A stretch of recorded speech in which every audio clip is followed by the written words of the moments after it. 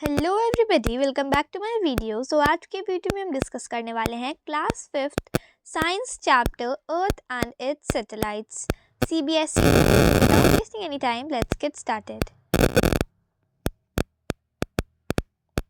Okay, so Earth and its satellites. Our first topic is the Earth.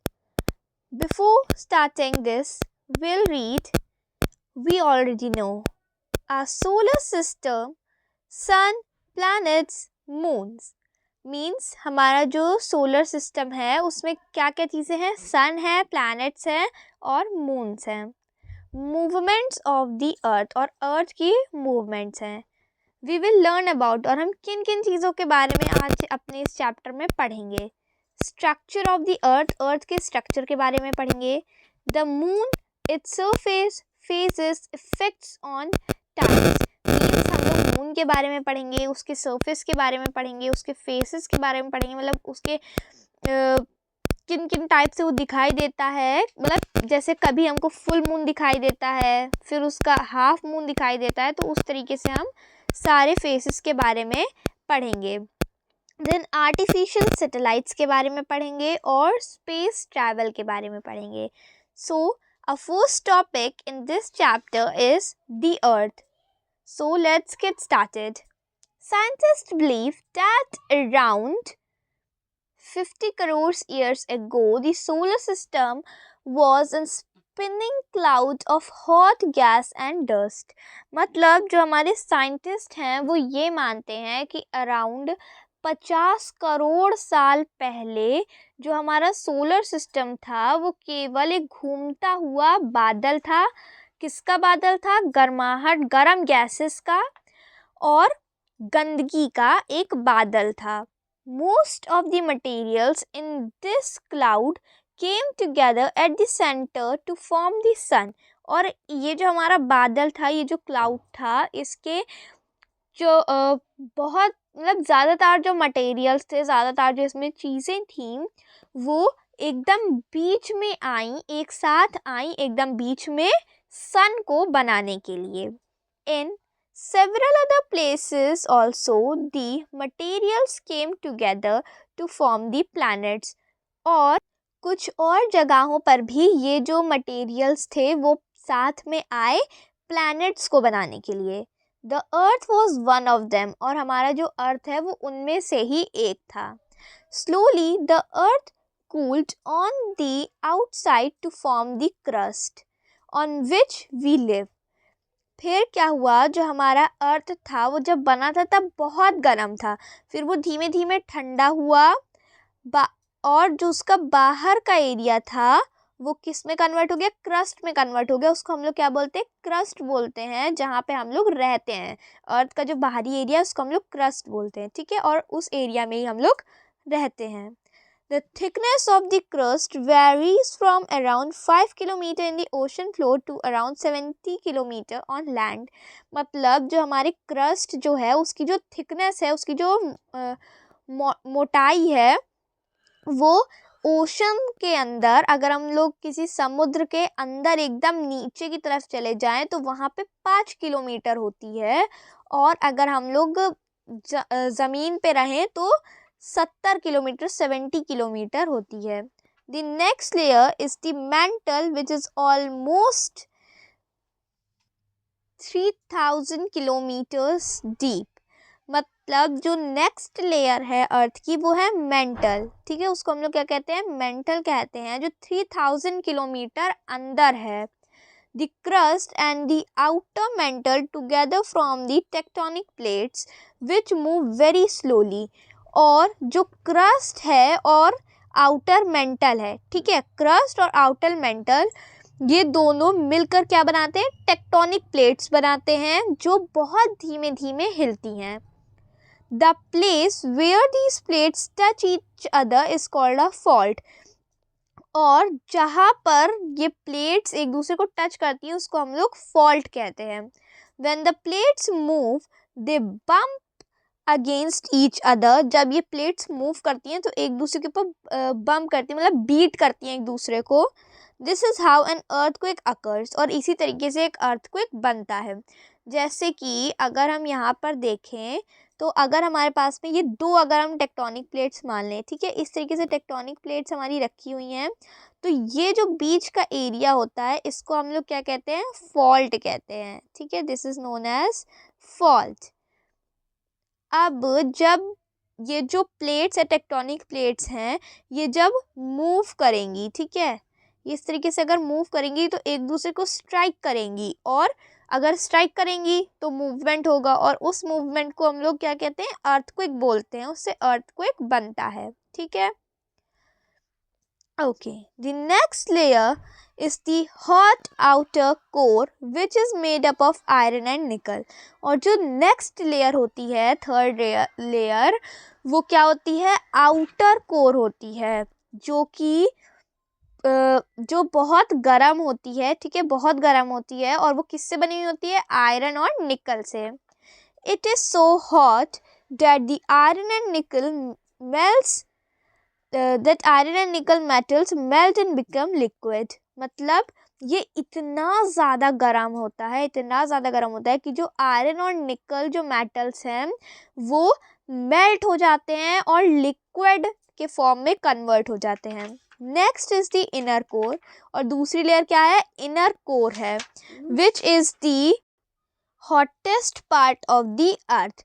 फिर जो हमारी last layer है एक तरीके से, वो कौन सी है, इनर कोर, ठीक है, और ये अर्थ की सबसे ज़्यादा गर्म लेयर है। It has temperature over 5000 degree Celsius making it as hot as the surface of the sun. और इसका जो टेम्परेचर है ये वो 5000 सेल्सियस से ज़्यादा है, जो कि इसे जितना सन गर्म होता है उतना ही गर्म इसको भी बनाता है। This layer is so deep with in the earth that it is under immense pressure. मतलब ये जो लेयर है वो अर्थ के इतने ज़्यादा अंदर है कि इसमें बहुत प्रेशर है, बहुत प्रेशर है। It is also made up of iron and निकल, और ये भी आयरन और निकल से ही बना होता है। However due to so much pressure and heat it is solid. अब क्योंकि इसके अंदर बहुत प्रेशर है, बहुत गर्माहट है, तो ये सॉलिड के फॉर्म में होता है, ठीक है। अब यहाँ पे आपको एक लेयर्स ऑफ अर्थ का एक डायग्राम दिया हुआ है। सो यहाँ पर अगर हम देखें तो फर्स्ट लेयर हमारी यहाँ पे क्रस्ट दी हुई है, ये वाली जो एरिया है ना, ये वाला, इसको क्रस्ट, यहाँ पे देखिए नेम दिया हुआ है ना, this is your crust. And ये जो हमारी रेड वाली है ये है mantle, then this is outer core और दिस इज इनर कोर, ठीक है। इस तरीके से यहाँ पे हमें पूरा अर्थ की लेयर्स का डायग्राम दिया हुआ है, और इसमें ये भी दिया गया है कि ये कितना अंदर होती हैं, ठीक है। Okay, so now moving on to the next page. Okay, तो यहाँ पे आपको अर्थ की जो लेयर्स हैं सबसे पहले उनका एक फ्लो चार्ट आपको बनाकर दिया गया है। सो अर्थ की लेयर्स कौन कौन सी हैं, क्रस्ट, मैंटल, आउटर कोर है, इनर कोर, ठीक है। फर्स्ट क्रस्ट है, देन मैंटल है, देन आउटर कोर है, देन इनर कोर है। अब हमारा नेक्स्ट टॉपिक है द मून। सो यहाँ पे आपको मून की एक पिक्चर दी गई है।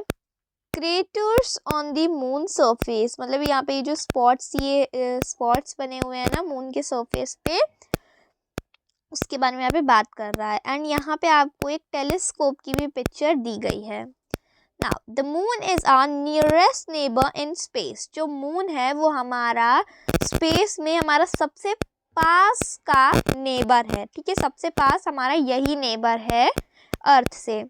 It is about 3,84,000 kilometres away. ये अर्थ से 3,84,000 किलोमीटर्स दूर है। It is a lifeless space, और इस पे लाइफ पॉसिबल नहीं है, इस पे कोई जीवित नहीं रह सकता। इट हैज़ नो एयर और वाटर, इसमें ना तो कोई हवा है और ना ही पानी है। Its surface is covered with rocks and dust, और इसका जो सरफेस है वो रॉक्स से, पत्थरों से, कंकड़ों से और गंदगी से भरा हुआ है। There are tall mountains and flat plains on the moon. और मून पे क्या है, लंबे लंबे माउंटेन्स हैं और फ्लैट प्लेन्स हैं। There are also large round ditches called craters. और यहाँ पर बहुत बड़े बड़े गोल गोल डिचेस मतलब पॉट होल्स हैं या फिर इस तरीके से मतलब शेप्स बने हुए हैं, जिनको हम लोग क्या कहते हैं, क्रेटर्स कहते हैं। जैसे यहाँ पे ये आपका बना हुआ है ना, सो इसको हम लोग क्रेटर्स कहते हैं। Okay, some of the craters are hundreds of kilometre wide. कुछ की जो विड्थ होती है वो 100 किलोमीटर्स तक की होती है, मतलब वो 100 किलोमीटर्स तक के चौड़े होते हैं। Many of them are made by large rock falling on the surface of the moon। ठीक है, तो ये जो गड्ढे होते हैं ना, इनमें से कुछ गड्ढे ऐसे बनते हैं कि जो रॉक्स मून के सरफेस पे गिरती हैं उनसे ये गड्ढे भी बन जाते हैं। If you look at the moon on a full moon night, you can see light in dark areas। और अगर आप मून को एक फुल मून डे पे देखोगे तो आप उसमें लाइट एंड डार्क एरियाज को देख सकते हो। मतलब अगर आप मून को देखोगे इस तरीके से फुल मून पे, तो उस पर कहीं कहीं पे इस तरीके से डार्क कलर के इस तरीके से पैचेस पड़े हुए होते हैं। ठीक है, इस तरीके से। Okay, light in dark areas. ठीक है, the dark areas are plains. जो डार्क एरियाज होते हैं वो प्लेन एरिया होते हैं। ठीक है, मतलब जैसे if we take the example of Kanpur, तो कानपुर एक प्लेन एरिया है। ठीक है, और अगर वहीं हम हिमाचल की बात करें या फिर you can take the example of Kashmir, तो यहाँ पर माउंटेन्स हैं। ठीक है, the dark areas are plains. जो डार्क एरियाज होते हैं वो प्लेन्स हैं and the light ones are mountains. और जो लाइट एरियाज है वो माउंटेन्स हैं। Craters of the moon can be easily seen with the telescope. और जो मून के जो ये जो गड्ढे हैं उनको हम लोग आसानी से टेलीस्कोप की हेल्प से देख सकते हैं। Now next topic is the movement of the moon. तो अब हम मून की मूवमेंट के बारे में पढ़ेंगे। The moon revolves around the अर्थ। जो मून है वो अर्थ के अराउंड घूमता है। It is a natural satellite of the earth. ये जो है मून जो है वो अर्थ की एक नेचुरल सैटेलाइट है। A satellite of a star और planet is an object that goes around the star और प्लैनेट। ये अब यहाँ पे आपको सैटेलाइट वर्ड की मीनिंग बताई गई है। तो सैटेलाइट का मतलब क्या होता है, एनी मतलब कोई भी चीज़ जो एक प्लैनेट या फिर एक स्टार के अराउंड मूव करती है। ठीक है, the moon takes about 1 month to revolve around the earth. और जो मून है वो 1 महीना लेता है, पूरा 1 महीना लेता है अर्थ के अराउंड मूव करने के लिए, पूरा मतलब एक रोटेशन अपना कंप्लीट करने के लिए। As it revolves, it also rotates slowly। अब ये रिवॉल्व करता है और वो धीमे धीमे साथ में रोटेट भी करता है। मतलब जैसे यहाँ पे आपको पिक्चर दी हुई है ना, वैसे अगर हम बात करें कि ये हमारा अर्थ है और ये हमारा मून है, तो इस तरीके से अगर मूव कर रहा है मून एक पाथ में अर्थ के अराउंड, तो वो उसके साथ साथ अपनी एक्सिस पर भी मूव करता है। ठीक है, मून के पास भी अपनी एक एक्सिस होती है like earth has. It takes the moon about 1 month to rotate. Moon को देखो 1 month रिवॉल्व करने में भी लगता है और 1 month रोटेट करने में भी लगता है।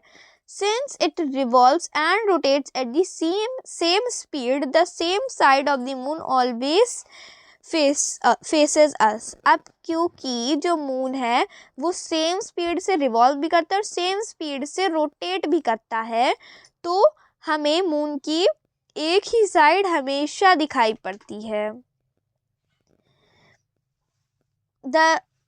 The side A in the figure always faces the earth। जो यहाँ पे साइड ए, देखिए अभी हम ये फिगर में डिस्कस करेंगे ना, तो इस पे जो साइड ए दिया हुआ है वही हमेशा अर्थ की तरफ फेस करता है। The side be always faces away. और जो साइड बी है वो हमेशा दूसरी साइड फेस करता है। हमें कभी भी अर्थ से साइड बी मून का दिखाई नहीं पड़ेगा। We can not see this side at all. हम कभी भी इस साइड को नहीं देख सकते। ठीक है, यहाँ पे फिगर में आपके ये बीच में हमारा अर्थ बना है और ये मून है, तो चाहे ये जब भी मूव करे हमें ए पार्ट ही मून का दिखाई पड़ेगा, B part we can't see. ठीक है, अब phases of the moon, next topic is phases of the moon. You have earlier learned that the moon does not give out its own light। मतलब हमने अपनी पिछली क्लासेस में भी पढ़ा था, पहले भी पढ़ा था कि जो मून होता है वो अपनी मतलब उसके पास खुद की लाइट नहीं होती है। ठीक है, it only reflects the light of the sun to us. वो हमें सन की लाइट को ही रिफ्लेक्ट करके वापस देता है। ठीक है, मतलब जो सन की लाइट है वो मून पे फॉल होती है और मून उसी लाइट को अर्थ पे रिफ्लेक्ट कर देता है। Therefore, depending on the position of the moon, अब मून की पोजीशन में डिपेंड करते हुए, मतलब जिस हिसाब से मून की पोजीशन होगी, मतलब जिस हिसाब से सन की पोजीशन होगी, सॉरी जिस हिसाब से सन की पोजीशन होगी, different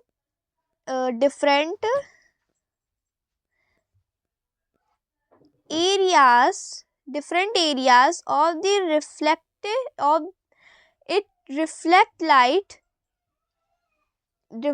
different areas of it reflect light to us on different days। अब जिस हिसाब से सन होगा उसी हिसाब से मून का रिफ्लेक्शन भी हमें दिखाई पड़ेगा अलग अलग दिनों में। This is why the moon appears to change its shape every day। अब यही एक रीज़न है कि क्यों हमें हमेशा मून का शेप अलग दिखाई पड़ता है। The different shapes of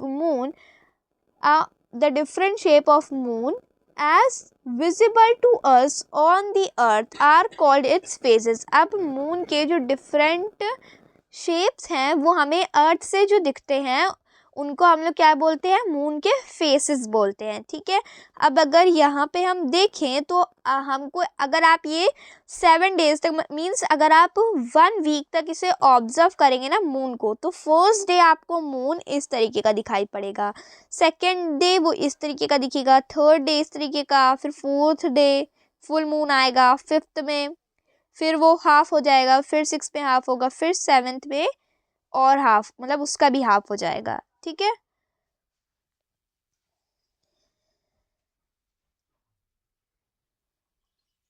okay.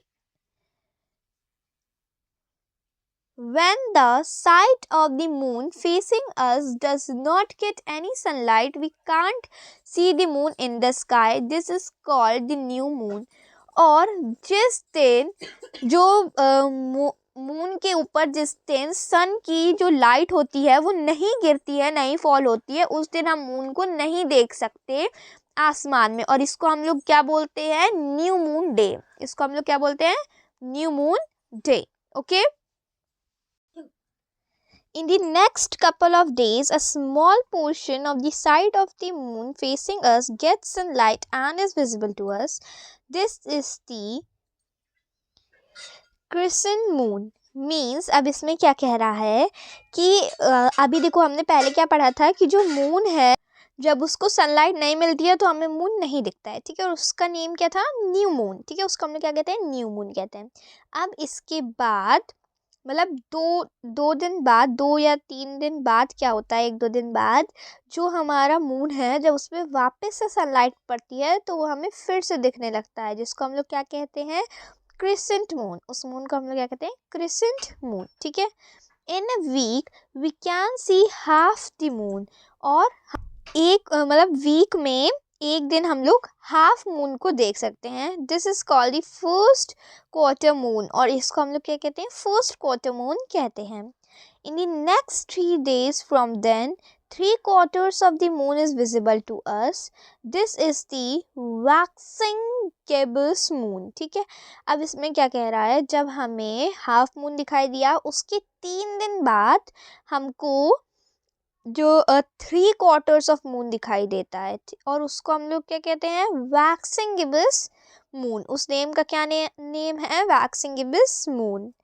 On the 4th day, the entire side facing us gets sunlight and we can see the full moon। और 4th day में क्या होता है, जो मून होता है उस पूरे मून को सनलाइट मिलती है और हमें पूरा मून दिखाई पड़ता है, जिसे हम लोग क्या कहते हैं, फुल मून कहते हैं। तो सबसे पहले फर्स्ट डे में हमने क्रिसेंट मून देखा, देन हमने फर्स्ट क्वार्टर मून देखा सेकेंड डे में, थर्ड डे में हमने देखा वैक्सिंग गिबस मून, और फोर्थ डे में हमने फुल मून को देखा। ठीक है, अब हम बात करते हैं फिफ्थ डे की। सो in the next 14 days of moon keeps decreasing in size। अब क्या कह रहा है, अगले 14 दिनों तक जो मून है वो अपना साइज छोटा करता रहता है, एंड द फेसेस रिवर्स, और जो उसके फेसेस हैं वो रिवर्स होते रहते हैं, रिपीट होते रहते हैं। After the full moon is seen in waning gibbous moon, मतलब जब हमें फुल मून दिखाई पड़ता है वो क्या होता है, वैनिंग गिबस मून। ठीक है, waning gibbous moon fifth day में हमें दिखाई पड़ता है। The last quarter moon in the sixth day, the waning crescent moon in the seventh day, and finally the new moon again. The faces repeat after that, और फिर हमको last में फिर से न्यू मून दिखाई दे जाता है, और फिर से ये प्रोसेस जो है वो रिपीट होता रहता है। अब यहाँ पे आपको मून के फेसेस का ना एक फ्लो चार्ट बना के दिया गया है। सबसे पहले हम लोग न्यू मून देखते हैं, देन क्रिसेंट मून देखते हैं, then first quarter moon, then waxing gibbous moon, then full moon, then waning gibbous moon, then last quarter moon, and then warning crescent moon. Okay, so अब यहाँ पे आपको एक question पूछा गया है थिंक बॉक्स में, does the shape of the moon actually change every day? क्या जो मून का शेप है वो सच में डेली चेंज होता रहता है? अब आपको इसके बारे में सोचना है, एंड देन इस क्वेश्चन का आंसर कमेंट बॉक्स में देना है। Okay, so next page.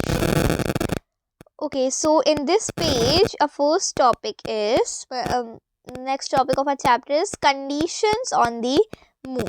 Okay, so अब हम पढ़ेंगे कि मून पे कौन कौन सी conditions अप्लाई होती हैं। The moon is about 1/4 of the size of the earth, मतलब जो मून है वो अर्थ का जितना 1/4 साइज है उतना मून का साइज है।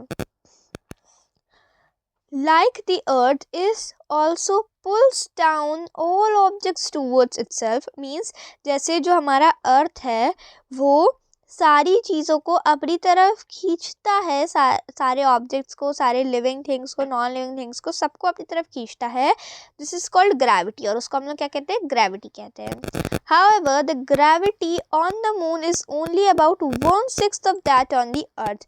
जितनी ग्रेविटी अर्थ में है उसकी 1/6 ग्रेविटी मून पर है। This means that if you can jump 1 meter on the earth, you can jump 6 meters on the moon.